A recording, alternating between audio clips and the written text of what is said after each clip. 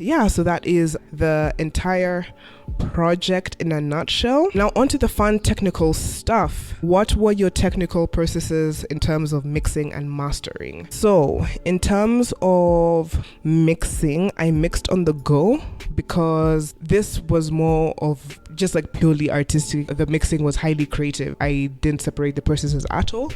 Maybe for Nairobi Vice, because Nairobi Vice is like a year old. I think back then I specifically dedicated time towards mixing Nairobi Vice, but the rest, as you hear them, is how they were produced. Actually, Sacred, I sent it to Nabolayo, and what she sent back is what you hear on the track. I didn't touch it, I just put a bit of reverb, because that's how excellent of a musician she is. The mixing of this project was very intuitive. I didn't overthink it. If it sounded good, I went with it. But the most important bit that I'd like to touch on is the mastering process. I literally learned how to master, I think yesterday. I was just like, just getting expensive, and I always wanted to learn, so I was like, I'm gonna challenge myself. Woohoo! And that's what I did. I got Munyasia, one of the best to ever do it. Munyasia reached out and he was looking for some projects to master, and I was like, well, would you look at that? So I gave him Nairobi Vice and he did an impeccable job, I believe.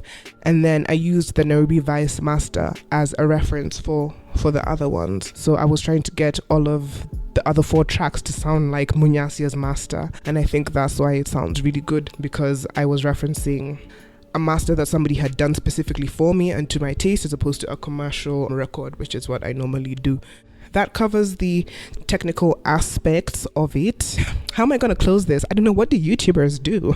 I think all in all, I just want to say thank you to me. I mean, like for real, a massive thank you to all of the artists I collaborated with, the producers, the engineers. This was really a labor of love. I'd been wanting to do an EP for like years, and I would like start and then scrap and then start and then scrap. But this time it just felt really right. The title Nyathi Paran means my child, referencing my inner child and just speaking to her like, hi, don't worry about it, sweetheart, basically. So if you are in your feels, if you're looking to heal, do all that fun spiritual work, this is the EP for you. It is currently available on Bandcamp for £5 sterling. You know what I'm saying? Just like a small pocket change. You know what I'm saying?